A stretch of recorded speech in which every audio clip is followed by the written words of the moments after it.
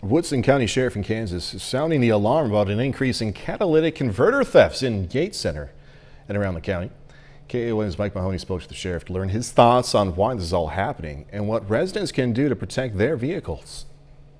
Woodson County Sheriff Jeff McCullough says his team has investigated at least 5 catalytic converter thefts since the start of the new year, and he has a theory as to why it's happening in Woodson County, Kansas. You know, the bottom line, I believe, is drug related. It goes all back to drugs.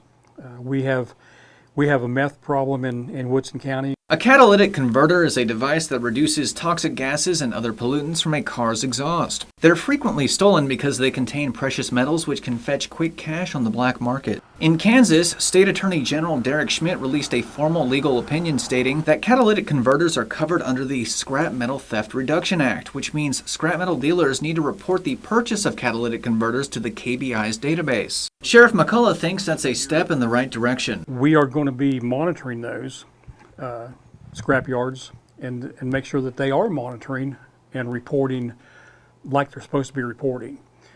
If they're not, we'll be notifying the Attorney General's office and they'll be investigated also. When it comes to preventing catalytic converter thefts, the sheriff says to keep your car in a locked garage if possible and consider some high-tech help. I would suggest folks get a camera. They're not that expensive. They're relatively inexpensive. It's pretty good insurance. If you can catch them on camera, wow, that's great for us. In Yates Center, Kansas, Mike Mahoney, KOAM News. The Woodson County Sheriff says they're still looking into whether the catalytic converter thefts are being committed by one person or multiple people. If you have any tips, you're being asked to call the Woodson County Sheriff's office.